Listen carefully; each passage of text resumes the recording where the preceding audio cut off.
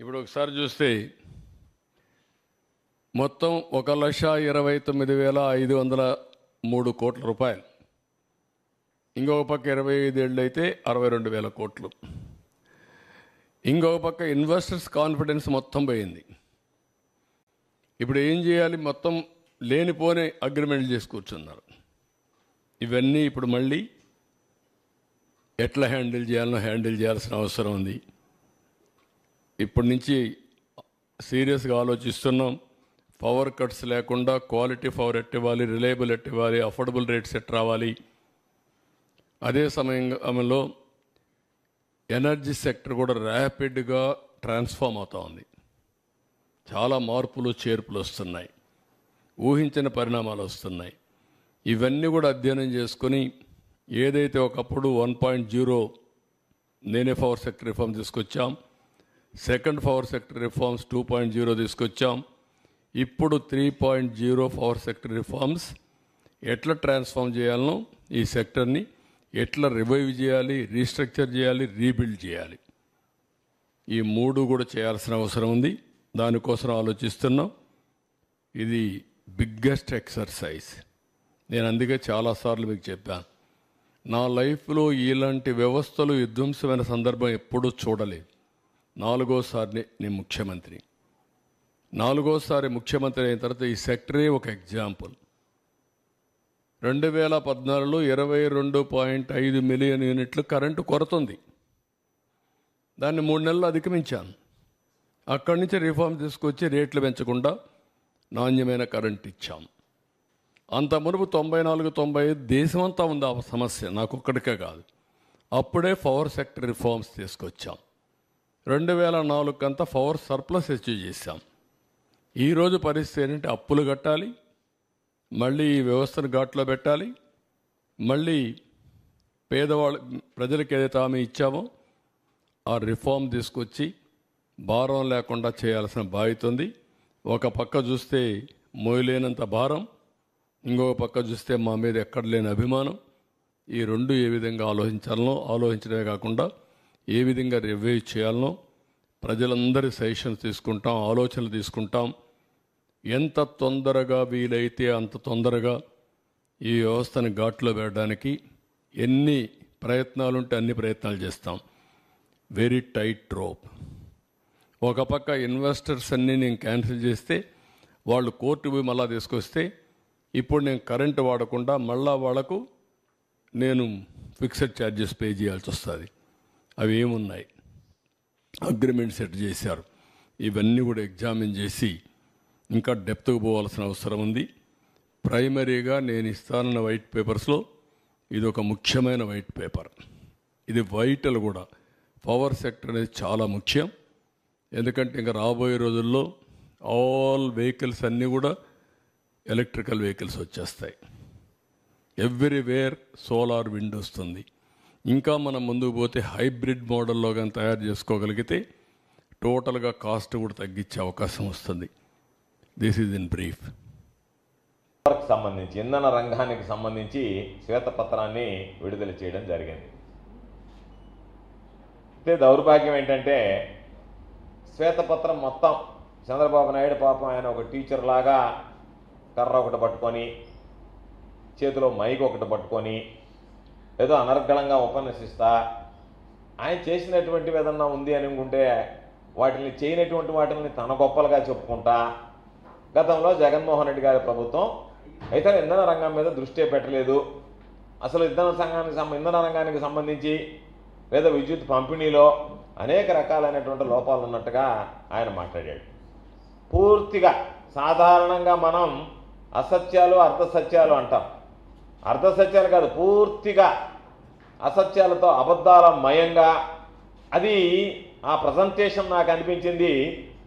ఆయన ఏదో గొప్ప ప్రతిభావంతుడు అన్నట్టుగా, సంస్కరణలకు ఆద్యుడు అన్నట్టుగా, ఆయన తీసుకున్నటువంటి నిర్ణయాల ఫలితంగానే ఈరోజు అసలు ఆంధ్ర రాష్ట్రంలో విద్యుత్ పంపిణీ జరుగుతున్నట్టుగా, కరెంటు వ్యవస్థ అనేటువంటిది నిలబడినట్టుగా, జగన్మోహన్ రెడ్డి గారు ఆ వ్యవస్థలన్నింటినీ కూడా ధ్వంసం చేసినట్టుగా ఆయన పదే పదే చెప్పుకురావడం జరిగింది. అంటే ఆయన వెనక ఉన్నటువంటి ఉద్దేశం ప్రజలకి విద్యుత్ పంపిణీని గురించి తెలియజేయడం కన్నా కూడా జగన్మోహన్ రెడ్డి గారిని విమర్శించడానికి పనిగట్టుకొని ఇది తీసుకొచ్చాడు. ఎందుకంటే ఎప్పుడన్నా ఒక శ్వేతపత్రం విడుదల చేసేటప్పుడు ప్రజలకి దానికి సంబంధించినటువంటి అన్ని విషయాలు సమగ్రంగా తెలియజేయడానికి శ్వేతపత్రాలు విడుదల చేస్తారు.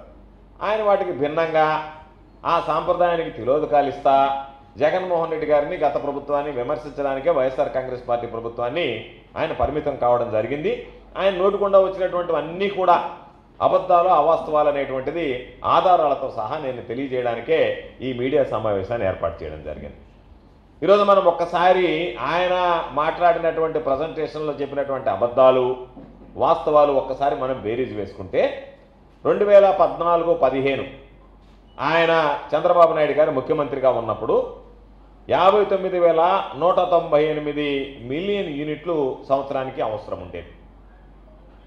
2018-19 అంటే చంద్రబాబు నాయుడు గారు దిగిపోయే నాటికి 63,675 మిలియన్ యూనిట్లకి ఆ డిమాండ్ పెరిగింది. అంటే కేవలం సగటున 1.9% వృద్ధి రేటు. 59,198 మిలియన్ యూనిట్ల నుంచి 63,675 మిలియన్ యూనిట్ల కంటే కొత్త కనెక్షన్లు ఇవ్వలేదు. ఎవరు అడిగినా సరే వాళ్ళకి సంబంధించినటువంటి వ్యవసాయ రంగానికి సంబంధించినటువంటి కనెక్షన్లు కానీ మరొకటి కానీ డిమాండ్ పెరగకుండా ఆయన మేనేజ్ చేసుకుంటూ వచ్చి అందరినీ ఇబ్బందుల పాలు చేసి ఈరోజు నేను బ్రహ్మాండంగా అడిగినటువంటి వాడికల్లా కరెంట్ ఇచ్చాను అని అన్నాడు.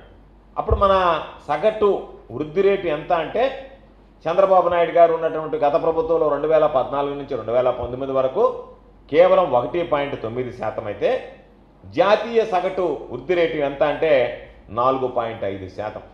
అంటే దాదాపుగా జాతీయ వృద్ధి రేటులో 3వ వంతుకి ఆంధ్ర రాష్ట్రం చంద్రబాబు నాయుడు విజనరీ ఉన్నటువంటి చంద్రబాబు నాయుడు, విద్యుత్ రంగంలో అనేక రకాలైనటువంటి సంస్కరణలు తీసుకొచ్చినటువంటి చంద్రబాబు నాయుడు గారు, తిరుగులేనటువంటి నాయకత్వాన్ని ఆంధ్ర రాష్ట్రానికి అందించానని చెప్పుకునేటువంటి వెలుగులు విరజిమ్మాయి నా హయాంలో అని చెప్పుకునేటువంటి చంద్రబాబు నాయుడు గారు ఆయన చేసినటువంటి నిర్వాహకం కేవలం సగటున 1.9% మాత్రమే ఆ విద్యుత్ రంగానికి సంబంధించినటువంటి వినియోగాన్ని, పవర్ డిమాండ్ని ఈరోజు ఆయన చూపించడం జరిగింది.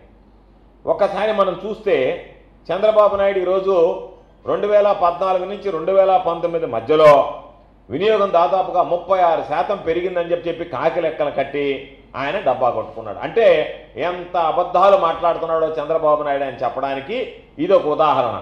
వాస్తవం ఎన్ని యూనిట్లు, నువ్వు ఈరోజు నేను 36% పెరిగింది అంటే సగటున 1.9% పెరిగినటువంటి దాన్ని నేను బ్రహ్మాండంగా పెంచానని చెప్పి మాట్లాడుకునేటువంటి దౌర్భాగ్యమైనటువంటి పరిస్థితి. కాబట్టి మొత్తం చూసుకున్నా సగటున 1.9% ఉంది. నీ మొత్తం సంవత్సరానికి 1.9% అంటే నీ హయాంలో మొత్తం ఎత్తుకున్నా కూడా 7.6%కి పరిమితమయ్యావు. మొత్తం మీద ఉన్నటువంటి విద్యుత్తుని గెలకేస్తే ఆ రోజు ఉన్నటువంటి మిలియన్ యూనిట్లు ఎన్ని, నువ్వు దిగిపోయే నాటుకున్నటువంటి మిలియన్ యూనిట్లు ఎన్ని అని రెండుకి లెక్కేస్తే 7.6%, సగటున సంవత్సరానికి ఎత్తుకుంటే 1.9% లెక్కన ఈరోజు నీకు సంబంధించి నువ్వు ఆ రోజు డిమాండ్ని ఆ యూనిట్ విద్యుత్ వినియోగం పెరగడం జరిగింది. ఇది మేము చెప్పడం కాదు, జగన్మోహన్ రెడ్డి గారు ముఖ్యమంత్రి అయిన తర్వాత ఏదైతే నువ్వు ఉన్నప్పుడు సగటున 1.9% లెక్కన మొత్తం మీద 7.6% పెరిగితే జగన్మోహన్ రెడ్డి గారు ముఖ్యమంత్రిగా వచ్చిన తర్వాత సెంట్రల్ ఎలక్ట్రిసిటీ అథారిటీ రిపోర్ట్ ఇచ్చింది. దాదాపుగా జగన్మోహన్ రెడ్డి గారి హయాంలో 25% డిమాండ్ పెరిగింది, విద్యుత్ విద్యుత్తును అందించడం జరిగింది అని చెప్పి. ఇది వాస్తవమా కాదా? ఏదైతే నీకు వాస్తవాలు ఉన్నాయో, గత ప్రభుత్వంలో చేసినటువంటి అభివృద్ధి ఉందో దాన్ని కన్వీనియంట్గా పక్కన పెట్టేసి నువ్వు చేయనటువంటి దాన్ని నేను చేసినటువంటి అభివృద్ధిగా చెప్పుకోవడం అంటే అది నీ సీనియారిటీ, అది నాకున్నటువంటి అనుభవం చెప్తే చేయగలిగేది ఏమీ లేదు. నువ్వు ఇవ్వంది ఇచ్చినటువంటి వాడిని గురించి మాట్లాడకుండా నేను శ్వేతపత్రం విడుదల చేశాను అని అంటే అది వైట్ పేపర్ అవుతుందా, బ్లాక్ పేపర్ అవుతుందా, ఒక్కసారి నువ్వు ఆలోచన చేసుకోవాల్సినటువంటి పరిస్థితి. అందుకే చెప్తున్నావు, జగన్మోహన్ రెడ్డి గారి హయాంలో, నీ హయాంలో నువ్వు దిగిపోయేటప్పటికి 63,675 మిలియన్ యూనిట్లు నేను చెప్పినట్టుగా ఉంటే దాదాపుగా దానిని 2023-24 నాటికి 80,151 యూనిట్లకి ఈరోజు మనం ఆ డిమాండ్ని పెంచుకోగలిగాం.